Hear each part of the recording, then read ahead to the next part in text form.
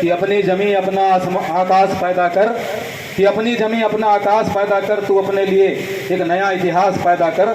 मांगने से कम मिलती है खुशी मेरे दोस्त, तू अपने हर कदम में विश्वास पैदा कर, हर कदम में विश्वास कर। बड़े सम्मान के साथ जोरदार तालियां करें, तालियों के साथ श्री मनीष मिश्रा जी, प्रांतीय अध्यक्ष छत्तीसगढ़ सहायक शिक्षक फेडरेशन के।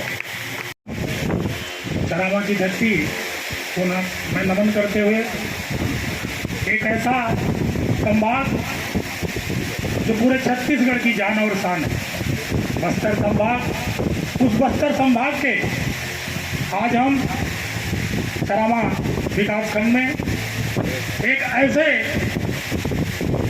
आंदोलन पर बैठे हैं जहाँ तक मैं समझता हूँ दिए और ये चारे या कोई ऐसी मांग ही नहीं है जिसके लिए हमें आज इतने सारे कर्मचारी विभाग के कर्मचारी सरकार के खिलाफ बिगुल फूंक रहे हैं। साथियों, मंच पर उपस्थित यहाँ के जिला संयोजक, ब्लॉक संयोजक और हमारे साथ आए हुए तमाम सहायक शिक्षक फेडरेशन के साथी, नारी शक्ति और पूरे 91 विभाग के कर्मचारी अधिकारी जो यहाँ पर बैठे हैं, इस चरावा की धरती से उन्हें प्रणाम करते हुए आज की बात बहुत कम शब्दों में रखना चाहूँगा साथियों, क्योंकि मैं रायपुर बहुत जल्दी पहुँचना है, बार बार वहाँ से फोन आ रहा है। साथियों, यह जो आंदोलन है पूरे छत्तीसगढ़ के इतिहास में नहीं, पूरे भारत देश के इतिहास में स्वर्णिम अक्षरों में लिखा जाएगा, क्योंकि यह जो आंदोलन हो रहा है इसमें जब हमारा अंतिम दौर का आंदोलन प्रारंभ हुआ तो ऐसे ऐसे कुछ कर्मचारी संगठन और ऐसे ऐसे कुछ विभाग शामिल हुए जिसको बताते हुए बड़ा हर्ष होता है। साथियों, कोई भी सरकार अगर चलती है तो उसकी 3 व्यवस्थाएं होती हैं, न्यायपालिका, कार्यपालिका और सरकार। और अगर कोई सरकार में बैठा हुआ उसका ही कर्मचारी उसके खिलाफ आंदोलन करता है तो समझ जाइए कि आपका राजा कितना निरंकुश है। साथियों, और यह जो मांग है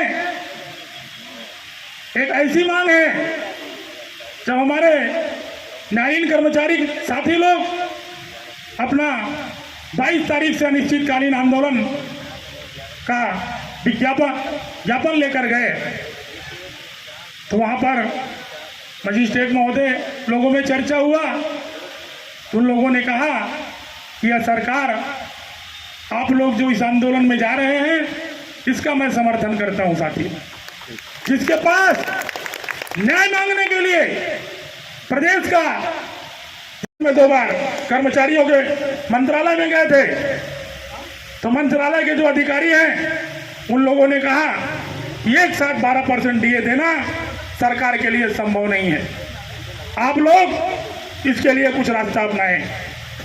हम लोगों ने बैठकर उसको रास्ता अपनाने का प्रयास किया, सरकार की बातों को समझने का प्रयास किया और हम लोगों ने उनको प्रपोजल प्रस्तुत किया था। और प्रपोजल में साफ साफ है, सरकार चाहे तो उसे वायरल भी कर सकती है। उस प्रपोजल में साफ साफ है साथियों कि हम लोगों ने सरकार की स्थिति को देखते हुए हमारी प्रथम मांग उसमें यही थी कि जब से केंद्र सरकार डीए की घोषणा करता है 1 तारीख से डीए दे, क्या आंदोलन समाप्त कर दिया जाएगा। अगर सरकार के पास अभी पैसा नहीं है, आने वाले समय में हमको जब भी सरकार डीए दे और यह एक परंपरा निर्मित की जाए कि जब भी केंद्र सरकार डीए की घोषणा करता है तो राज्य के कर्मचारियों को 1 महीना 2 महीने बाद बेतिथि से उसको दिया जाए। यह तो तानाशाही रवैया हो गया साथियों।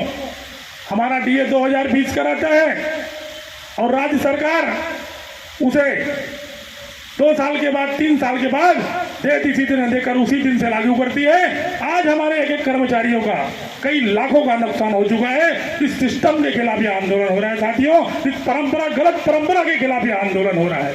और इस आंदोलन में इस गलत परंपरा का विरोध नहीं किया गया, आने वाले समय में आपका मान सम्मान में भी बहुत दिक्कत आएगी।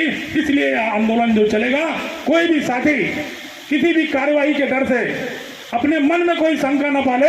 आज तक के इतिहास में ऐसा कभी नहीं हुआ है कि कोई कर्मचारी जो है आंदोलन में जाता है उसको कुछ दिनों के लिए तकलीफ हो सकती है, लेकिन आने वाले जितनी भी कार्रवाई होगी या शून्य होगी।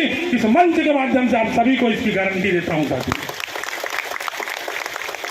और हम लोगों ने जो प्रपोजल दिया था, जो कमल वर्मा जी को माननीय मुख्यमंत्री जी ने कल प्रेस और मीडिया में बोला था, उसमें हम लोगों ने साफ साफ कहा था और लिखित में दिया था कि अभी अगर सरकार की स्थिति ठीक नहीं है, हमें देय तिथि से 7% दिया जाए और दिवाली और दशहरा में हमारा जो 5% बकाया है वो भी देय तिथि से दिया जाए।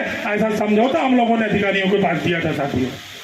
लेकिन माननीय मुख्यमंत्री जी उस बात का और हमारे नेता को बदनाम करने के लिए उन्होंने कहा 1% की और मांग कर रहे थे। उसकी इस बात का मैं इस मंच के माध्यम से खंडन करता हूं साथी।